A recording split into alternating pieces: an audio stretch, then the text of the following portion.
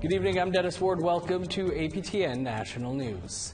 St. Anne's residential school survivors will not be heard at the nation's highest court.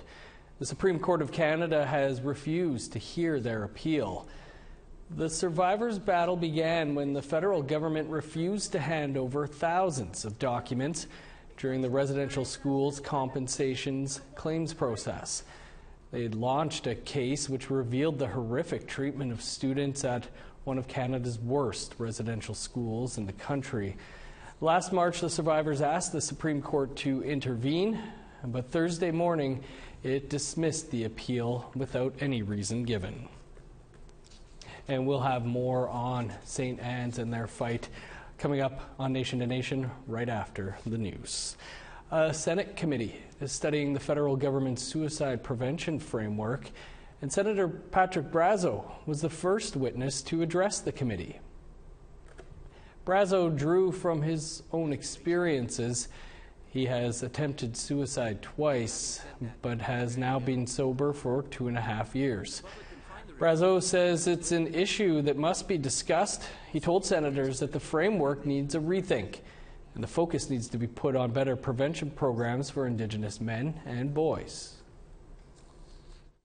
You know, those rehab facilities, once you get in there, the owners, it's a business. You know, they tell you, well, the success rate is 2%. 2%. So why in the heck would the justice system send people to these places when really it's just it's just number in, number out. And people, people go back in, people go back out, but nothing is being done. 2%. So I say that, but I'm one of the lucky ones. I'm one of the lucky ones that made it. And I count my blessings every day. To BC now, where the largest city in the province is about to take reconciliation to a whole new level. As APTN's Tina House tells us, a report will be given to Vancouver City Council about how to implement the United Nations Declaration on the Rights of Indigenous Peoples.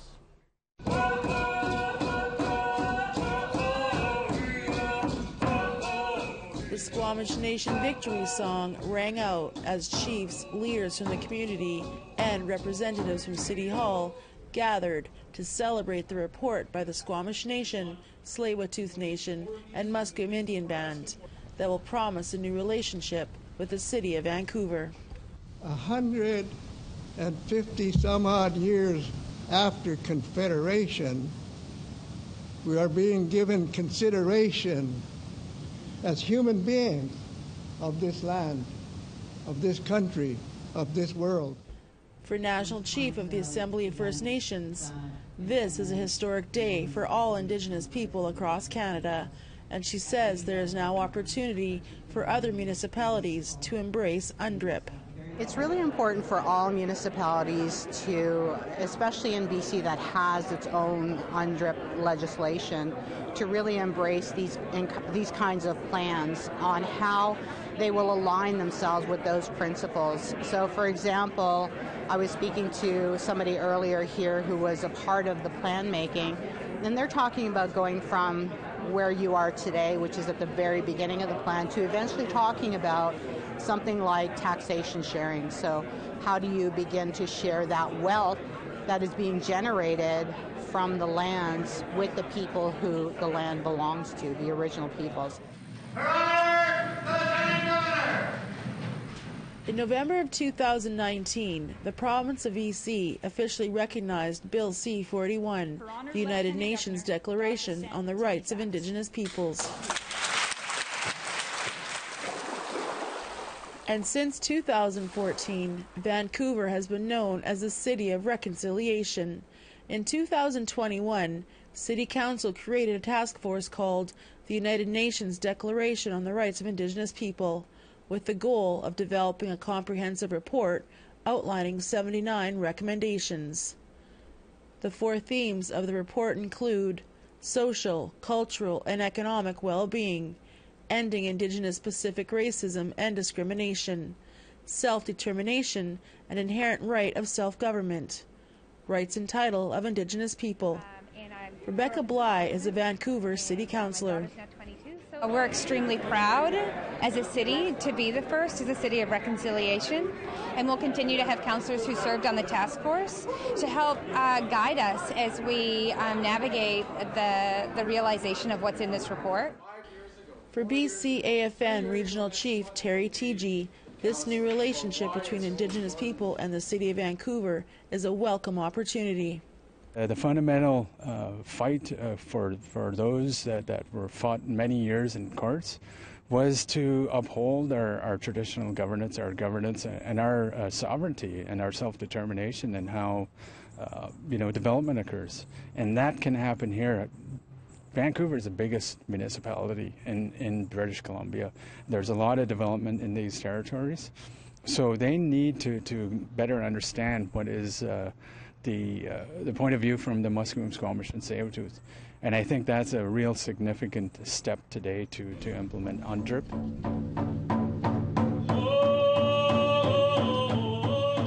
The report will be presented to Vancouver City Council next week for their approval. Tina House, APTN National News, Vancouver. The federal government doesn't know how many of their employees speak an Indigenous language at work. Around 70% of Nunavut residents speak Inuktitut. Nunavut's bilingual MP is trying to get recognition and a bilingual bonus for people bringing Indigenous languages to the federal workplace. Ken Driscoll has more. If you work for the federal government and speak French and English, you get a bonus of about $800 a year. If your second language is an Indigenous language, you do not. The feds have admitted they don't even know how many Indigenous speakers work for them countrywide. That's a problem for Nunavut MP Lori Idlout. 70% of her constituents speak Inuktitut. During this time of reconciliation, I think the federal government needs to make good on its promises and recognize the great work that its federal employees do that are Indigenous, who speak Indigenous languages. Here's a situation many bilingual Inuktitut speakers will recognize: having to interpret for a unilingual family member because there's no service in Inuktitut. It gets even tougher when the topic is technical, like healthcare or banking. Idlout has been there. I have, for sure, frequently. I think that a lot of us in Nunavut were forced to have to interpret wherever we go. When I've been in Iqaluit, whenever I went to the bank and there was an elder with no English-speaking teller, I'd have to help the elder there. Absolutely, at the hospitals, always having to help make sure that the elders are at least getting registered so that they know where to wait. Here at Service Canada in Iqaluit, you can get service in Inuktitut, but the person speaking it isn't getting their extra $800 a year. Over at the RCMP, they have enough Inuktitut speakers here at headquarters to handle most Inuktitut requests. The experience is different in smaller communities. With Canada being founded on Indigenous people's lands, we need to make sure that there is better respect for people that the federal government needs to serve. Idlout's not the only voice calling for more support for Inuktitut. Nunavut Tungavik, the group that represents Nunavut Inuit, spent part of their annual meeting this week calling for the same. They're all calling for the federal government to support Indigenous languages, just like they do for the two official ones. Ken Driscoll, APTN National News, Iqaluit.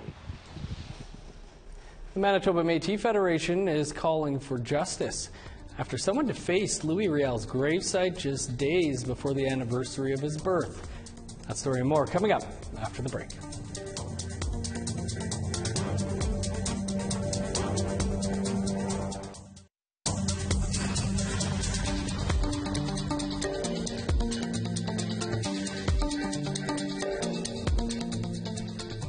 Welcome back. The Manitoba Métis Federation is outraged after someone defaced Louis Riel's gravesite earlier this week. A witness first reported it on social media.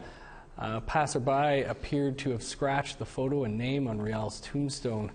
In a press release, the MMF called the attack and disrespect shown to Riel appalling and plans to seek justice. Riel was a founder of Manitoba and political leader of the Métis. Innu music in Quebec has transformed and evolved from one generation to the next. It was used as a means of communication on their ancestral territory in the days before the telephone was invented. Today, thanks to social media and improved technology, Innu music can reach a world stage in a whole new way. Here's a story by Shushan Bakhong, translated and read by Lindsay Richardson.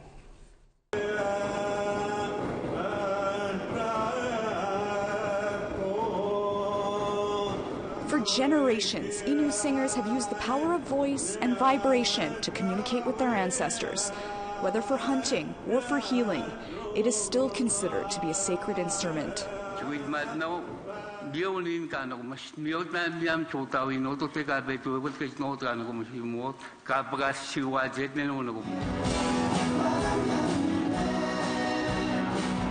Today, the instrument commonly preferred among Innu musicians is the guitar.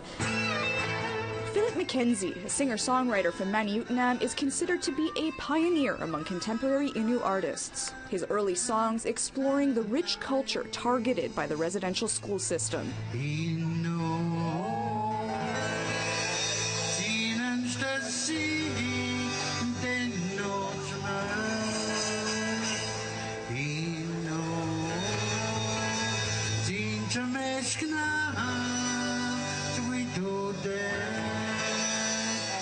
Il fallait que je chante ce que l'Autochtone le sait, qui comprenne. Moi, dans ma perception à moi, bon, il ne faut pas... on a beaucoup à perdre.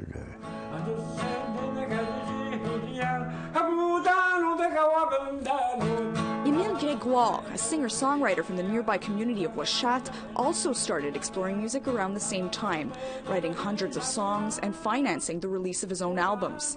Now 80 years old, Grégoire is still spry and passionate about music, but admits the early days weren't easy. On enregistre bueno, parce que prends ton char, puis attache le trailer, je vais marcher un côté du chemin, puis toi, tu vas marcher de l'autre côté, en ramassant les bouteilles. Québec, où je te dis, mais oui, je était au lac Saint-Jean.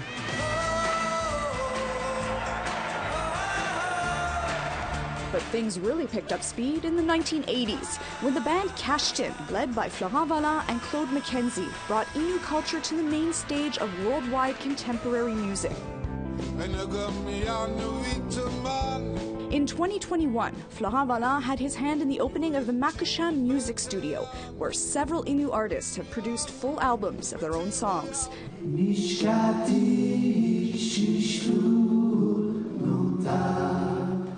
Helping to run it today is Mathieu Mackenzie, who happens to be Florent Vallant's son. He sees immense talent growing in Innu communities.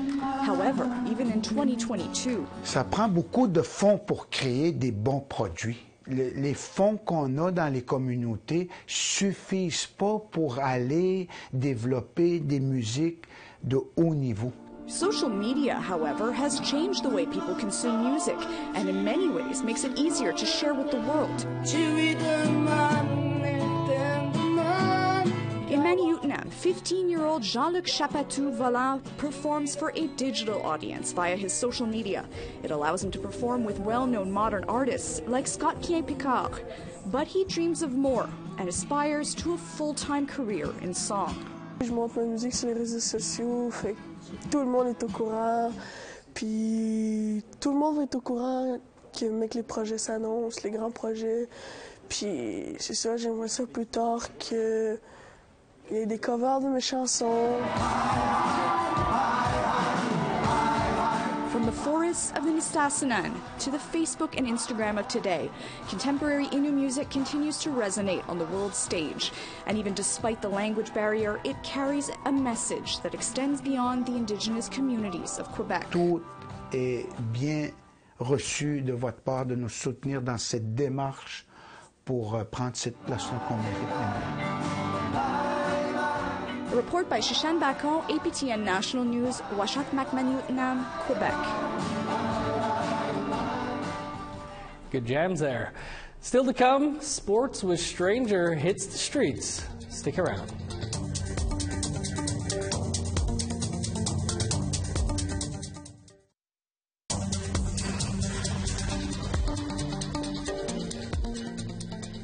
Welcome back. Time now for our photo of the day. Kenneth O'Keefe sent in this photo of Big Bear Lake, British Columbia, capturing a calm fall day with the changing colors of the leaves. Big Bear Lake is located northwest of Kamloops. If you have a photo you'd like to share, you can email your photo to share@aptn.ca. Now let's take a look at Friday's weather forecast. Starting on the East Coast, 17 for Halifax, 15 in Fredericton, 4 with showers in Kuujjuaq, 8 in Nain. 14 in Montreal, snow, and 6 for Chibougamau. 16 in Sault Ste. Marie, showers, and 11 in North Bay. 15 for Thunder Bay, rain, and 12 in Sioux Lookout. In northern Manitoba, 9 in God's Lake, 8 for Norway House. 13 in Winnipeg, 14 for Brandon and Dauphin. 11 in Regina and Saskatoon, 10 in North Battleford. 14 with showers in Meadow Lake and La Ronge. In northern Alberta, 9 with showers for Peace River and Grand Prairie. 10 with rain in Edmonton, showers in 13 for Lethbridge. 15 with rain in Vancouver, 10 with showers in Kamloops. 8 in Prince George, showers, and 8 in Smithers. -9 with snow in Old Crow, +5 with rain in Whitehorse. 0 and snow in Yellowknife, -4 with flurries in Norman Wells. -14 in Sax Harbor, 2 below with snow for Colville Lake. +1 in Chesterfield, 5 below in Whale Cove. -21 for Resolute, 2 below with snow in Igloolik.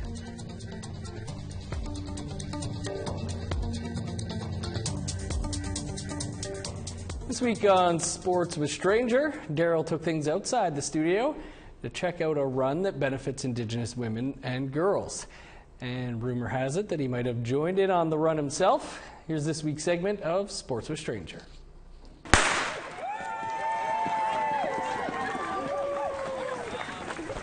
For me, it's about coming back to this place on these lands and then moving in ways that we used to as Indigenous people, and then having everyone come together as a community to really show that through individual sport and accomplishments, we're not alone in that. And so for me, it's a really cool physical representation of just people coming from all across Manitoba to support Indigenous women and girls. Just coming at the beginning, the excitement that we're all doing this together and seeing people and hugging, people you run into from community. I think that's the best part. And then just the running part and the after of just completing something that it's not too big, not too small. And it doesn't matter if you're running and walking at the same time, you're accomplishing a goal all together. And that at the end, everyone's just excited that we got to participate in something fun together.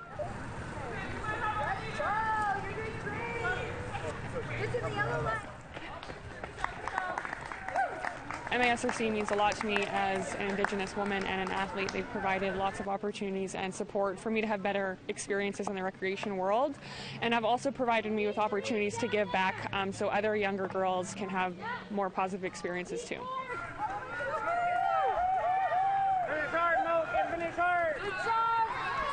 A lot of people, for myself, finding sport and being active has increased my mental well-being and just helping myself to live a more balanced life. So just, to try and come out to a fun community event and have people cheer you on, and, it's just great encouragement to start moving in a healthy way with community. Far too often, tragically, we're brought together in ways that aren't meant to support us. Often it's for tragedy and support work. So I think it's really important that we're here today to celebrate and lift up one another, but also the up-and-coming generations of young women and girls. So it's really important to me, but I know for our community too, to take part in things where we're taking care of each other, but also celebrating our victories. I just hope the takeaway today is that no matter where you are, who you are, where you come from, any opportunity to answer the truth and reconciliation calls to action, or to show up for Indigenous community by removing barriers, just figure out what that looks like for you, and like answer that calling if it's in your heart. And I think that we could all do better in this world. Notice Daryl doesn't show himself crossing the finish line. I'm going to have to ask him what his time was for that. It's Thursday, so that means another episode of Nation to Nation is coming right up. Here's host Fraser Needham with a look ahead. On tonight's episode of Nation to Nation, the fallout after Supreme Court of Canada decides it will not hear an appeal to release more documents from a former residential school in Northern Ontario. The coroner's inquest into the death of a First Nations teen in Hamilton, Ontario, draws to a close. And Conservative MP Gary Vidal talks about legislation to create a new National Council on Reconciliation and where the party goes from here now that a new leader is in place. I'll have all that for you in just a matter of minutes. And tomorrow night on APTN Investigates, reporter Brittany Guillot identifies alleged Catholic Church abusers who worked at multiple residential schools and in Indigenous communities. Here's a preview.